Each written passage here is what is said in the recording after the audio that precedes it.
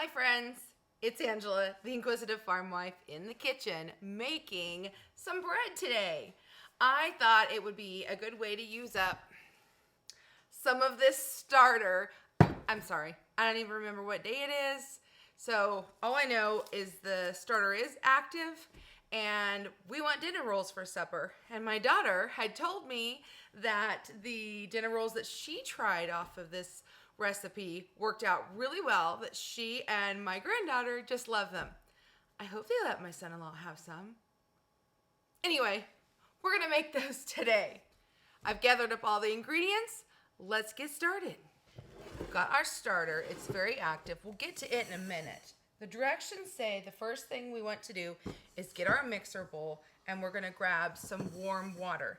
I just want to make sure that the temperature is okay. You want your water to be under, I like to be under 110. Some people say all the way up to 115. But what happens is it'll kill your yeast. And yes, we are going to use yeast today.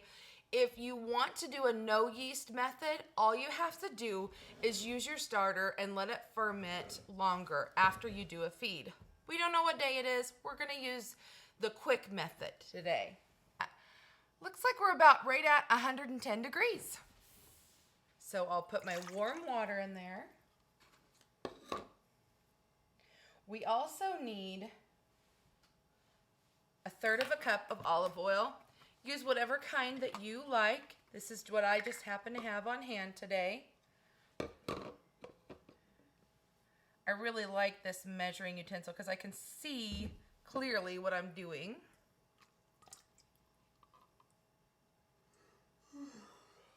We also want to add the yeast, which they say to put in a tablespoon. I might use a bit more than that because 2 reasons.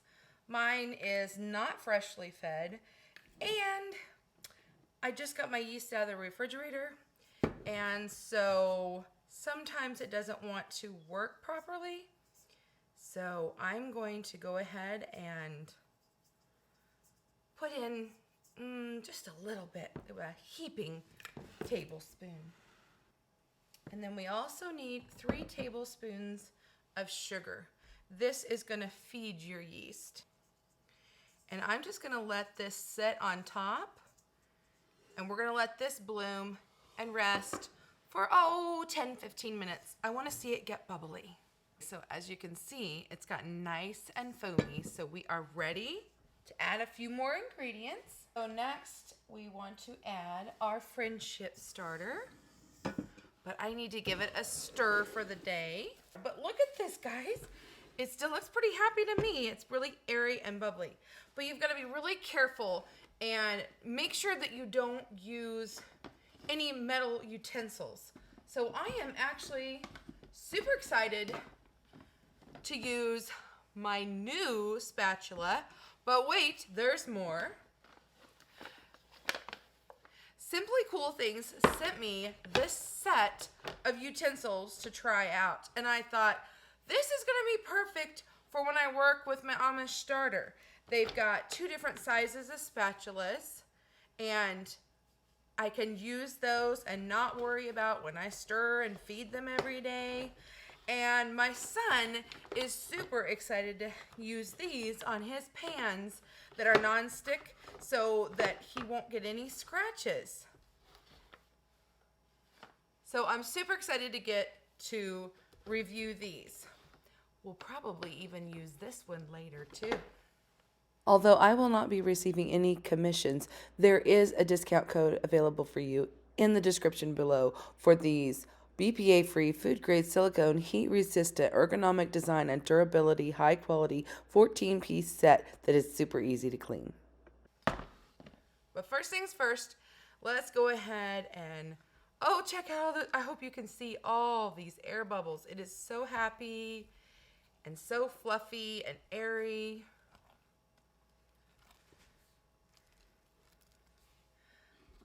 I think I'll actually grab a ladle here. We'll use a ladle to pull out a cup of this very happy starter. I'm so excited about just how happy it is. to just kind of clean everything up. Got a new little hat to put on here, and I can tuck this away until tomorrow. Now I've got my cup of starter. We'll add that in there. 1 egg beaten. I did go ahead and reconstitute some freeze-dried eggs. The ladies are starting to pick up, but this is duck egg, and I love baking with duck eggs, and we haven't gotten very many of those yet. Then we need 1.5 teaspoons of salt.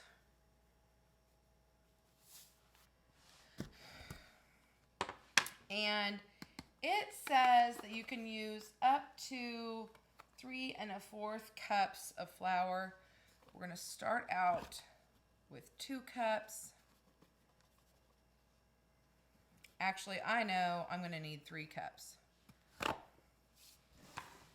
So I'm going to go ahead and put that on there. We may have to add a little bit more.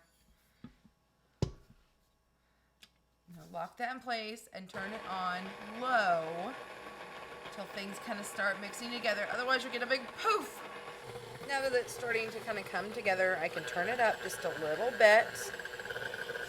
And I'm just real carefully going to take the spatula, kind of get around the sides here.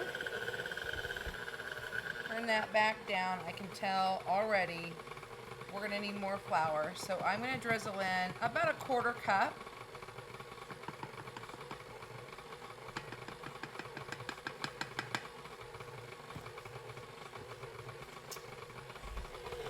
And that looks much, much better. I'm going to let this knead probably, 3-5 minutes. Okay. I think we've gotten it about where we want it. It's a very, very sticky dough like they all have been.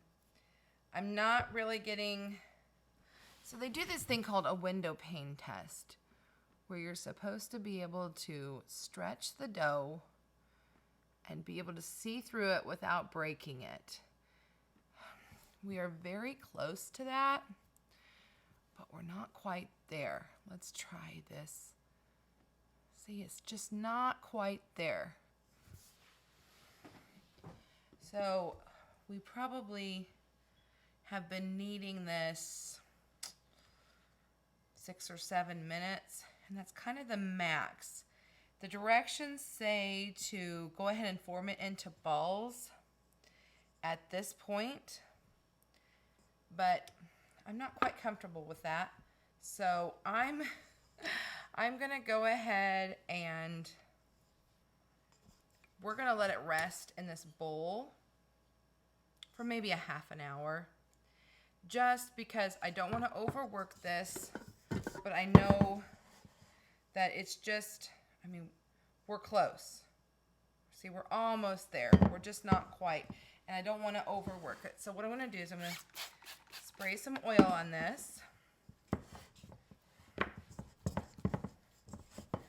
And I'm going to form it into a ball here in the pan.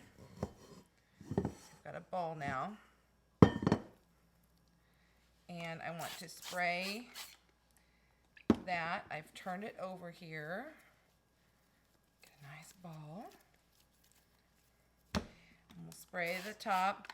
And I'm going to cover this with either a towel or saran wrap, whatever you have, it's fine. So it's been 30 minutes and our dough, to me, appears much happier. So next, what we have to do is divide this dough in 12 sections. So here will be 6. Each of these will be divided 3 ways. Now, if you want to get really particular about this, you absolutely could weigh these out. And if I was taking them to market, I would weigh them out. But because I'm just making these for my family today, I don't care if one's a little bit bigger than the other. And this is how one way you can roll dough is to have the palm of your hand on the counter and just roll like this. And then, you know, kind of have a claw, and that'll gather that up. Okay, so that's one way. Another way is to make a circle and poke everything through. And then you have a nice circle, which I like to go ahead and seal anyway. And I have a greased pan here that I'm putting these in. By poking them in like this, it just kind of helps, I don't know, seal the deal. You can fold them in and then pinch them. I mean, you know, there's so many different ways. Shoot, if you're feeling super special, get the double claw going, and you can do 2 at a time. Today I used bread flour, but regular flour works just fine. So we have these 12 rolls. I'm going to let them set and rest now for a bit more. Cover them with a clean towel. Stains are optional. And I'm going to set this aside in a nice warm spot for at least 10 minutes. Okay, our 10 minutes is up, and it says to preheat the oven to 400 degrees. That seems a bit high for me. Anything I've ever done with the Amish starter tends to burn. So I'm going to turn it to 375 and maybe cook it slightly longer than it suggests. The timer just went off. Our rolls have risen some, but I did cinnamon rolls the other day, and they did this to me, and then they rose in the oven. So I think we're going to go with it. We'll see what happens. They say 10 minutes. I know better on that, too. I'll do 10 minutes, and then I'll probably flip it and do another 10. Aren't they lovely? Oh, my goodness, yes. They rose up beautifully. And now I have, maybe a tablespoon of butter here. And I'm going to take my Simply Cool Things oil brush and brush the butter onto these beautiful rolls. Ooh, can you hear and see the sizzle?